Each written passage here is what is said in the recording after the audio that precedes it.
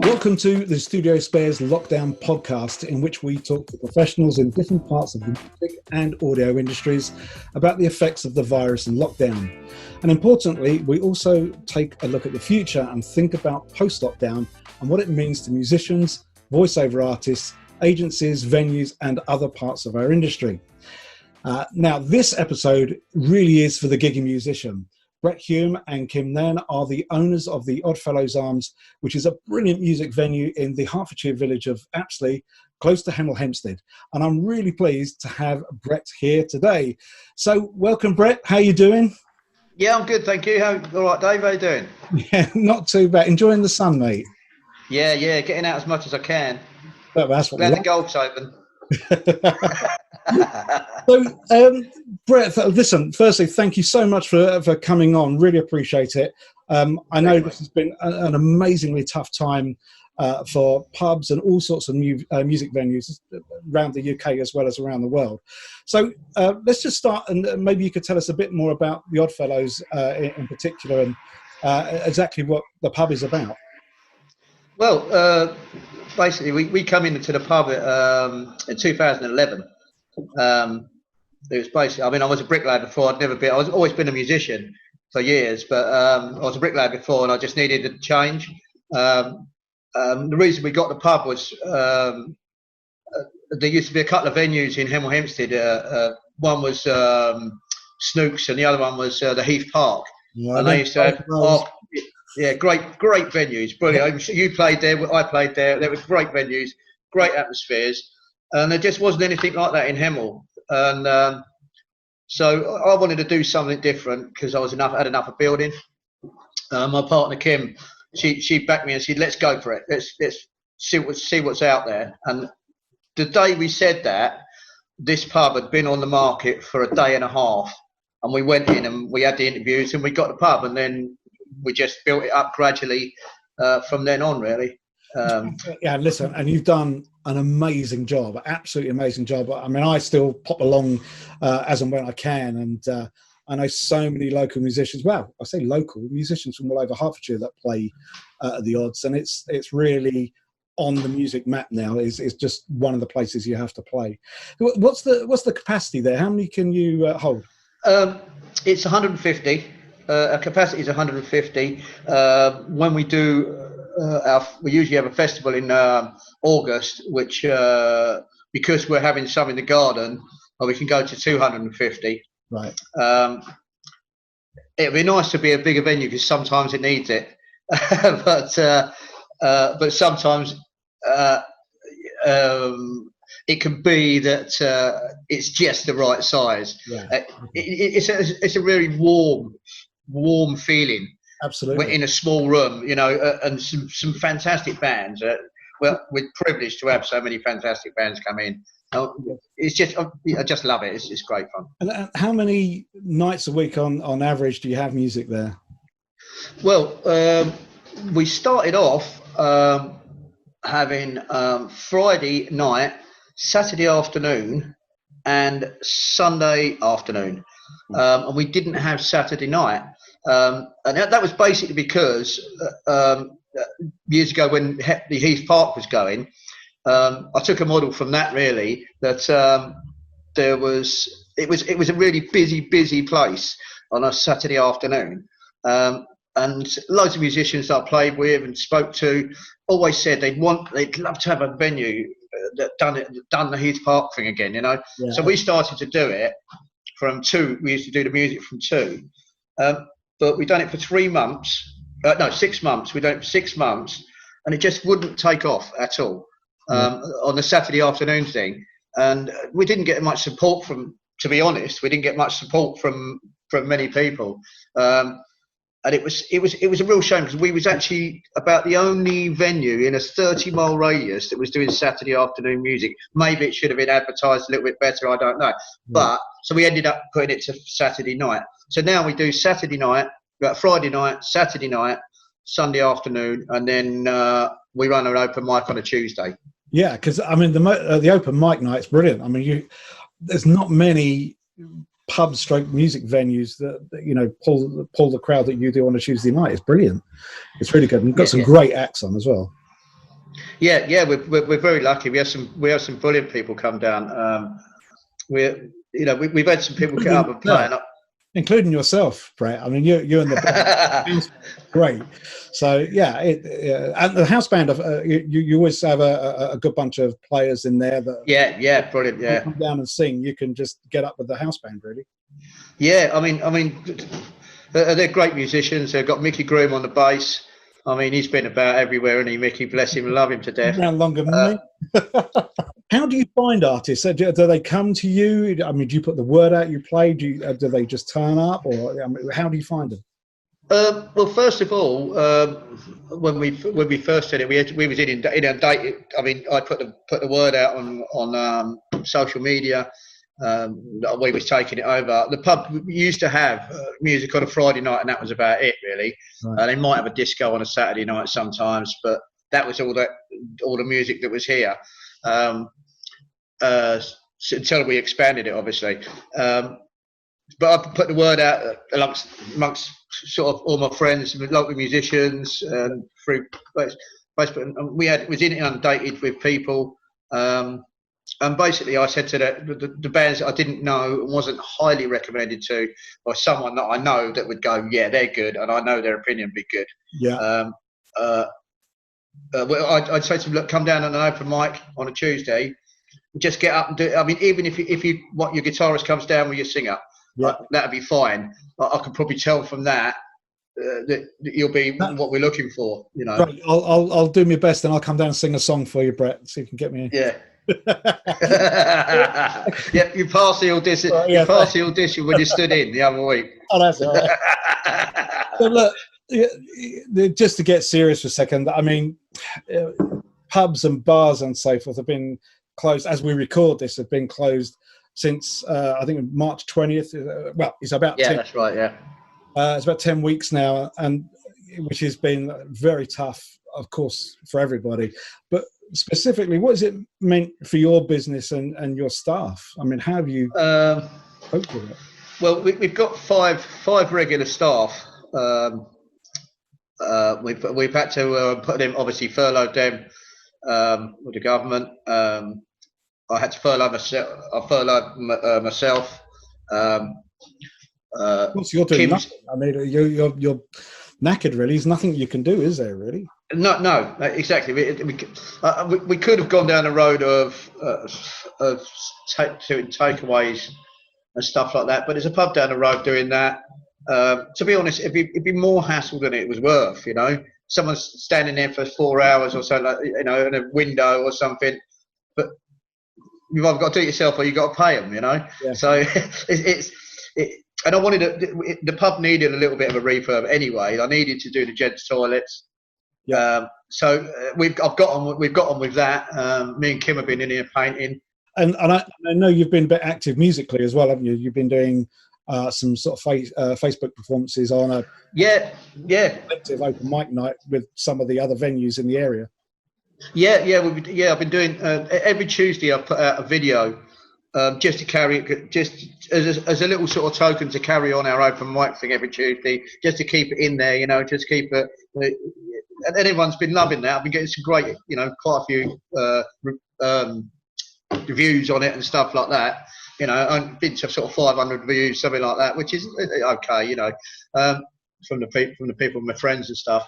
And then Marcus Lazarus got in contact with us and said, do you fancy doing a joint thing, which is we end up calling it the Odd Horny Goat, because it's the Oddfellows Arms, the Horns in Watford, and the Goat in Berkhamsted, so we call it the Odd Horny Goat. And it's been brilliant. It's such good fun. I played on it about 4 or 5 times now. The weeks I didn't play on it, I actually watched it. I put my headphones on, got a couple of beers and a brandy, sat there and watched it and flicked through it. And with the headphones on, it was just like being at an open mic. It's such good fun to do, you know what I mean? And it's great fun to do. Very weird playing to a computer. Yeah, I've done a bit of it myself lately, and I see you done a bass thing, didn't you? On that. Yeah, it is difficult. It's a new sort of discipline in a sense, because you've got to try and keep up about it. You've got to remember that people are looking at you and want to see your performance as well as hear one. So it is difficult, or I found it difficult, but hey, I'm a bass player. What do I know? But so in your opinion, I mean, I'm sure you're in contact with other landlords and other owners. How do you think the lockdown has affected pubs and your industry? And do you think there is going to be many closures on the other side of this, especially where music is concerned, music pubs and music venues? I think it's going to be difficult at first coming out of it, basically because it's with the size of our venue and a lot of other venues are not massive.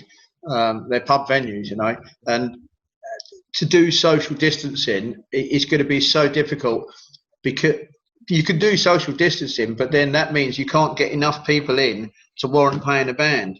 So it's a catch-22 sort of situation, really. So I think sort of like live bands and stuff like that will have to wait. You'll have to open first, see how the land lies with everything, and then gradually introduce. I think what it'd probably be is probably solo acts and duos and stuff like that first of all. Yeah. So people can sit down and socially distance. The band's not going to cost as much as a full band. Yeah. Do you know what I mean? To sort of just introduce it again. And I know you and I have discussed this, and I called you a little while ago and made you an offer. My personal view, and I know not all musicians will agree with me, is that I think it's as much about the band's and the musicians' responsibility as it is yours. So I know I've come to you and said, listen, I'll bring my band in. Yeah, much appreciated, mate. Much appreciated. Listen, we are really happy to do it, because we feel that we can at least offer that into a venue, which will hopefully help you, or hopefully bring a bit of a crowd in, or whatever social distancing will allow in your particular venue. Exactly that. Yeah. It'll get the vibe going again. So I think it's as much as down to the performers as it is down to the venues. That's my personal view. And I would also make that available to the Goat and the Horns in Watford as well. We're really happy to do that. So I do wonder if that's something musicians should think about to a point. To be honest, I've had 3 offers of that now, which is great. We had a band called the Bulldogs or something like that. Yeah. They said they'd do it. It's a guy from Damo and the Dynamites. Right.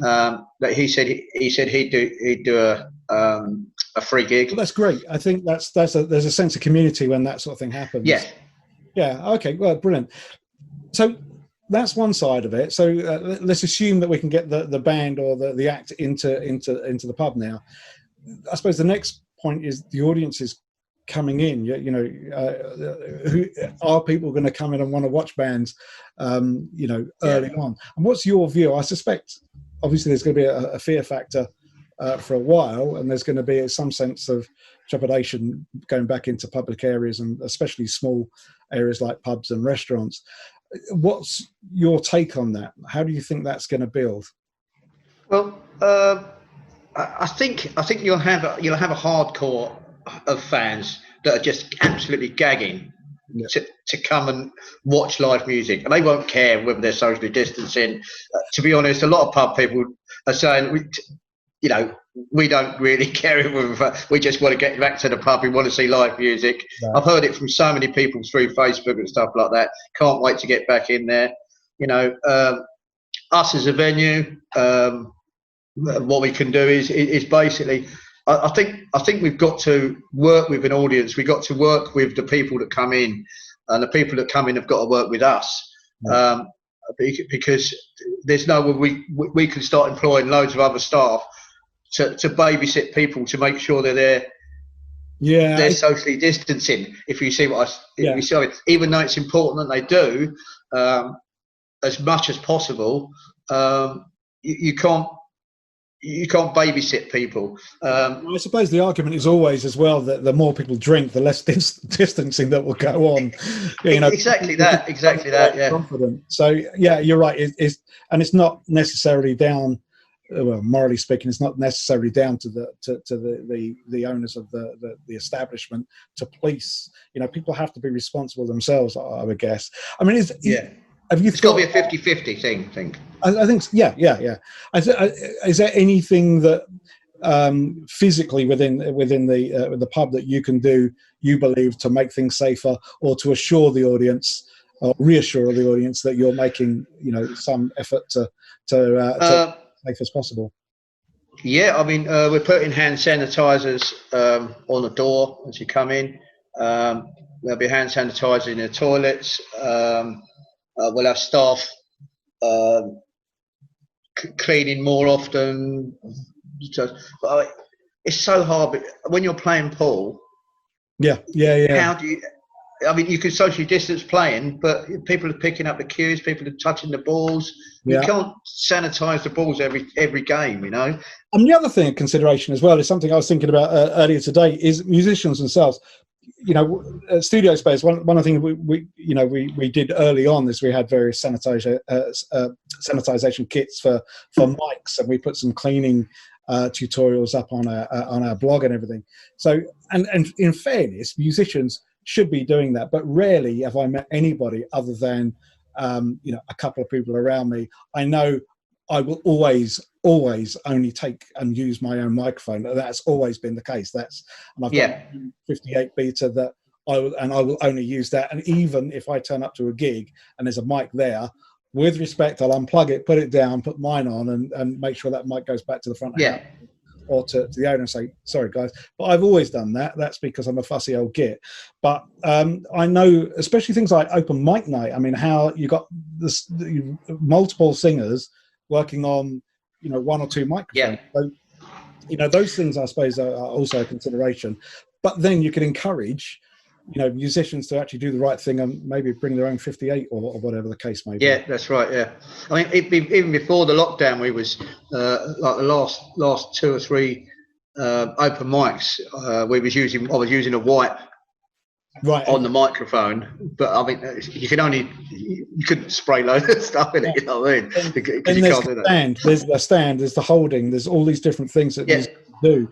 So they're all considerations. One of the things we've talked about and considered is having some kind of disc, clear plastic or some description that could be popped on around the mic, so any spit or saliva doesn't spray out, or at least gets caught by this by this disc. I think things like that could help. Yeah, with a little clamp on. If it clamped to to behind the mic, even, so it didn't go onto the audience, or even if you've done it in front of the mic. I know there was talk about using like Clearsonic products that are usually used around drum kits at the front of the stage, actually to totally separate, and then everything go to the front house, which is fine in venues, I think. I mean, you could probably do it in yours, actually, because you have decent PA in place. But I think in smaller pubs where they're just turning up with their own speakers and everything else, I suppose that's not going to be... it's going to be difficult to do. Yeah. I mean, the PA, it goes in front of the stage. We did toy with the idea of like having a band but having a plastic sheet, but then the bands won't be socially distancing because the stages are big enough to socially distance. Who cares about the band? We're tough. We can handle it. I suppose finally, I mean, do you have any sort of idea? I mean, listen, I think that as we record this, there was a couple of announcements about bars opening, and that's starting to happen in the next few weeks. But I mean, do you have any idea or any feeling that of when you hope to open again? Well, the thing is the 4th of July, but to be honest, I don't think pubs will be ready until at least the middle of July, beginning of August, especially pubs like ourselves. If they said we could open on the 4th of July, I would probably open the week after. Right. I don't think I'd open on the straight away. Just want to see how it goes with everybody else. I think I'd because I know straight away that bands would want to be playing. Right. I don't know. I think I'll probably have to put the bands off for middle of August, and then maybe try and then start filtering them back in again. Yeah. Okay. Makes But sense. to open, I would say middle of July, beginning of August. Okay. Government allowing that, I suppose. Brilliant. Well, look, I hope it comes soon, and I hope the pub is packed out again like the old days. Yeah. Get back to normal wherever possible. Of course, I hope to be playing at your establishment. Yeah. I look forward to that. Thank you so much for spending some time with us this afternoon. Pleasure, Brett. mate. Really appreciate it, and I wish you all the luck, you and Kim, all the luck in the world for the odds moving forward. And yourself, mate, and yourself. I'll have to get hold of you as well. I need some recording stuff for doing this open mic stuff. We'll have to sort that out. Anytime. We'll always look after you. Yeah, you need to get a bit of advice from you. So I know you're the man. Dave, Brett. always a pleasure, mate.